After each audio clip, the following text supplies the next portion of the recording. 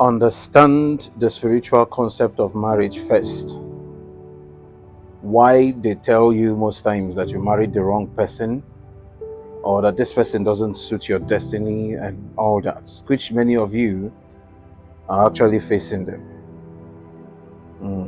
As you're getting understanding, you're making decisions as a young person. This is something that needs to be taught to young ones so that they don't make the same mistakes that the married ones made and are facing some consequences that can't be reversed. Listen, a lot of people in marriage today, if they are given the chance to jump out of that marriage and make another choice, they will not choose that same person again. Yeah, there are too many things that contribute to that, but let's look into some spiritual reasons. First of all, there is no one person kept in a particular place for another person, that it is only when she or he meets this person that they will marry. If you don't meet this person, you're not going to marry. It doesn't happen like that, no.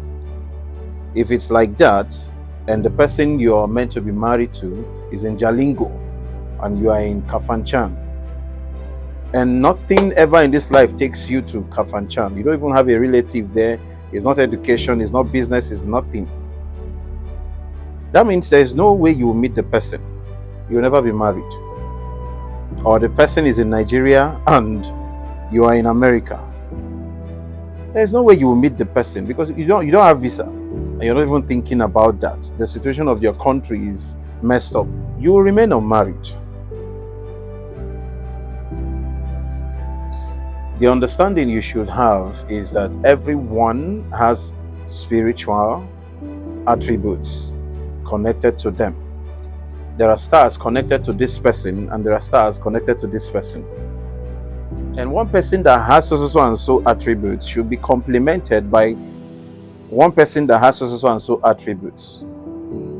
Let me bring it down so you will understand. Someone that has 2-star beauty and 1-star finances comes into this place as a woman. And the design is that the person that will marry this person, that will make it possible for them to give birth to a generation. And this generation comes through them and create a balance. The spirits behind the both of them will start looking for the same attributes that God designed from the beginning. That this person that has 1-star finances and 2-star beauty will meet somebody that has 3-star finances and 1-star beauty, so that the two of them can join together and create that thing. So it is left for the spirits around you, or Amogi, the spirits that accompany you in assignment and your movement here, to start walking you towards that place and get you ready to manifest your 2-star beauty and 1-star finances. Then we go to before you meet the person. Those stars are there and dormant. You will not meet that person, because a beautiful girl should have some money to take care of her looks to attract the person that will take care of her for the rest of her life, if that is how it is designed to be. So working on yourself and the person is working on himself, you people will meet. And when it gets to that point that you've worked yourself, develop that star and attributes, you might meet 4 or 5 people that have those things complete, coming for one girl. That is where the girls become confused, because they've worked themselves to that place, that they met that requirement. And these 5 people have also worked themselves to that point. They have all those things. What you should be looking for and looking at that point, these are the people coming for me in marriage. Who do I go for? This is where consultations come in. Asking questions on time. Inquire spiritually from people. Ask questions on time. Mothers are supposed to be the ones to handle this part for their children. But many mothers will be there and things are going south. After praying, you take care of the house physically. You don't understand the spiritual. A lot of people made wrong choices because their mothers didn't know what to do at that given time. They entered marriage blindly, forgetting that there is more to it than meets the eye. In a situation like this, you ask questions. How did this person build that shining star? A lot of people have shining stars, but they were nurtured through diabolic means. 3-star finances that are active doesn't mean it is God that helped that star to become financially stable. Sometimes that finances came from darkness. And the spirits of where you came from doesn't want you to, be entangled with anything that will stain you. Darkness. And there is already a curse placed on it because of the journey of the people that acquired that wealth. So you as a young lady, you entangle yourself with this kind of person. That curse will follow that marriage till it breaks it down. And you pay prices of things that you did not buy. Look at these ones that say they are gay today. When the time comes, they will get married. And when they get married, one day things start happening that will make the woman wish they never met this person in the first place. That you have money is not peace of mind. Like these ones that say they are Yahoo boys, that do rituals to make the money. The time will still come and they will pay. No Yahoo is good. But you see those ones that they use human parts to prepare some certain things for them. They will pay. They will pay for it. It's not about enjoying the money. No. After now, what next? Go and ask most of these girls that follow them. Many of them, their destinies have been paused. The only thing they are enjoying is that money. A lot of them, they've been used. A lot of them, their destiny have been collected and added to the guy. And when the guy begins to see that nothing about you is relevant to him anymore, they treat you like trash. Relationship for most of them don't even last. If I'm lying, let them come out and talk. So understanding that part first about marriage is very important so that you can actually follow on. So people that are praying, God, give me the person that is mine, or give me my own wife, or give me my own husband, let our paths cross. That is good, but you need to be deepened more into having a strong reason to present. Show that you have sense when you are praying. Stop praying like somebody that doesn't have sense. You should have understanding of these things so that when you are praying, you know what to say. Now, this that I have built according to who I am, may the spirits around me begin to help me to attract the right person that will complete this puzzle. Let there be no mistake in choosing. I don't want to make mistakes in choosing. I know there are many men out there, I'm talking about the women now, that can fit into this puzzle. But who is the right one? Because there are many other stars apart from money and financial stars. There are many others. For a man to have money and have peace of mind is one thing. And for a man to have money, have peace of mind, and still treat you right as a woman is another thing.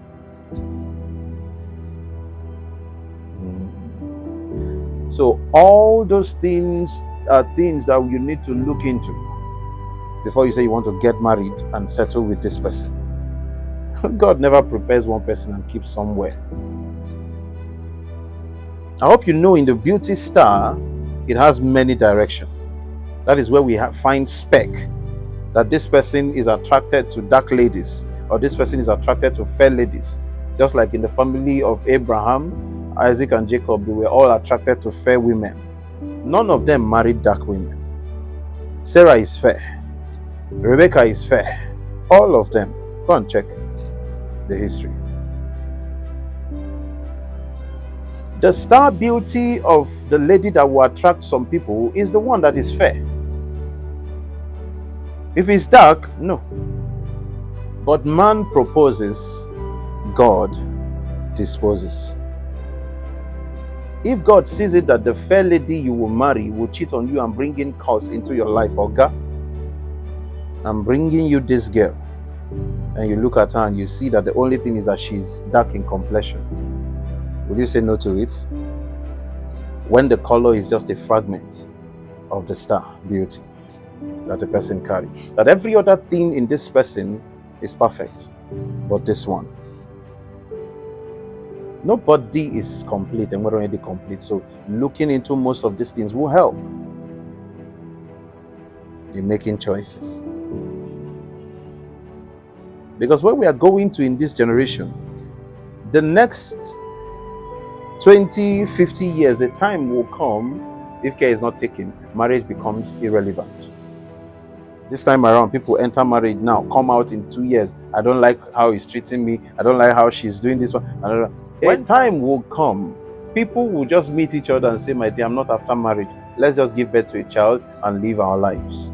When 1 do it, 10 will do it. And when 10 do it, 100 will do it. And if 100 can do it, 1,000 can do it. And if 1,000 can do it, 1 million can do it. And if 1 million does it, 1 billion can do it. If 1 billion can do it, the whole world can do it. It becomes a norm in the system. So it's better to start fighting against that now while it is day. Everybody that has made mistake in marriage should not be thrown away.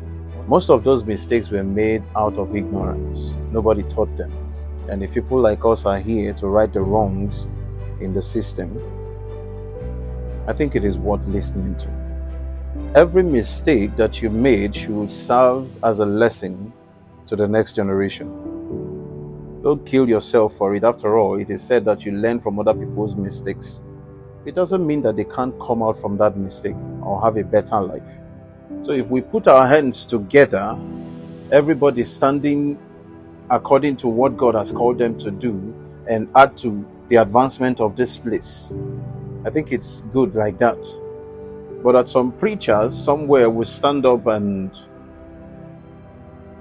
speak against what some other preacher is doing when you are not the giver of the assignment. You speak against what another person is doing. You don't understand. And that is not the Spirit of God in you.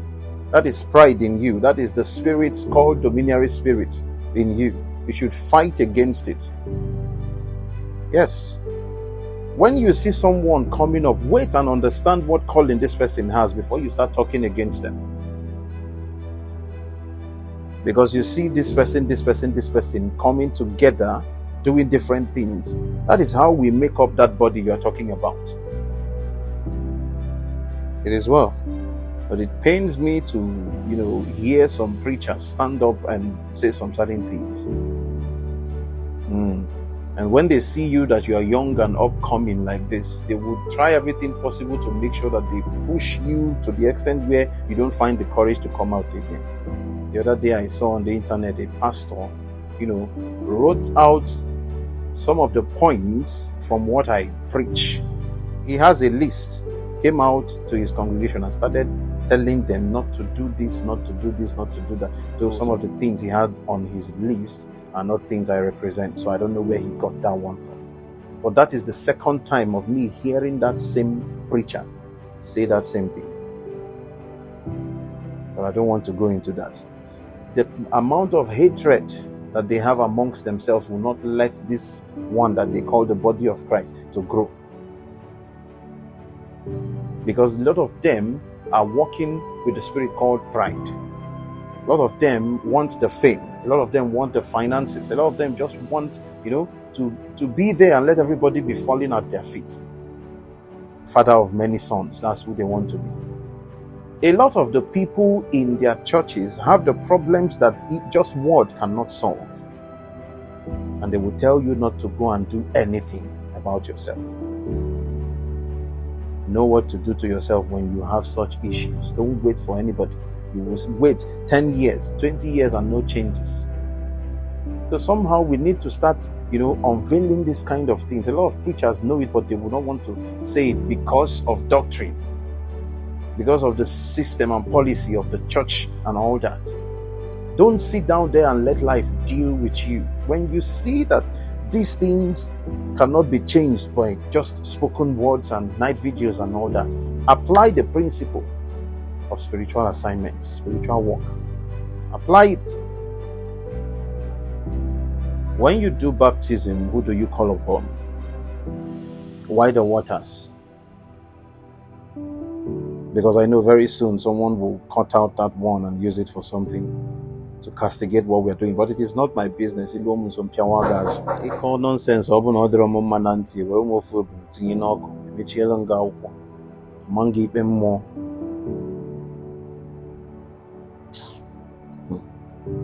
You may not understand. Even Jesus came here, and at some point, things were so bad until he observed that law of the spiritual. God set a standard. Jesus came here and observed it also. You can't overrule it or override it or something else.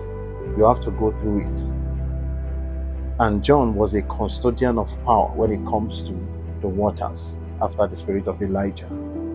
He said, the person that will come, who we prophesied about, who the old prophets prophesied about, I am not even worthy to lose the lace of his shoes. But he still humbled himself to go through it. Jesus killed pride in that place. That is the test of pride. You are sent to represent God. But he still had to go through it. He set the standard you call baptism. What is the real essence of what John does?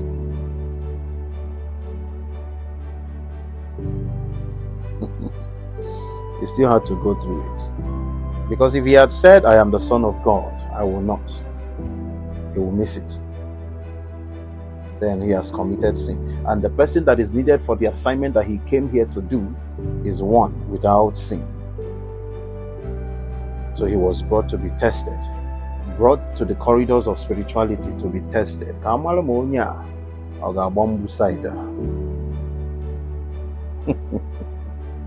And he passed.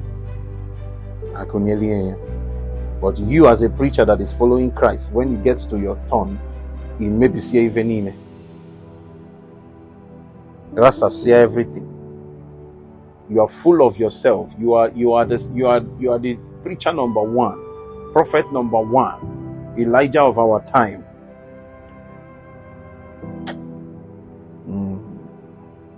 It is one.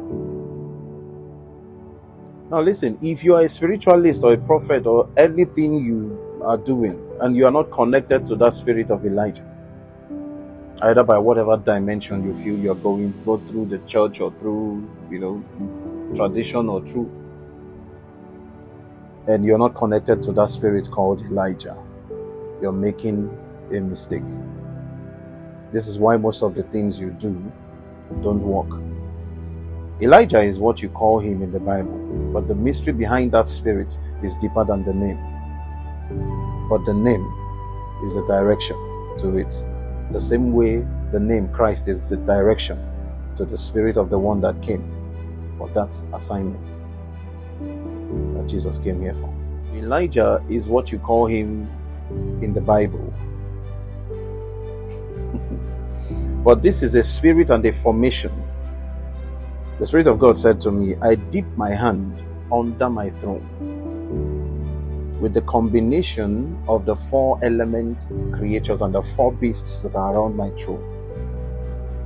In their midst, I dipped my hands and formed the spirit called Elijah and brought him out. He's not an angel. He's not human. He is all in one. One of the beasts with the face of an eagle. One with the face of man, one with the face of a lion, one with the face of a calf. We can't go into the depths of the mysteries behind each and every one of them. But you see that all of them are complete in the formation called Elijah. So Elijah is a system, not a man, not just a prophet. It is well with you. Let's not make this too long. I know this also has made a difference. So go out there and be successful and have a nice day.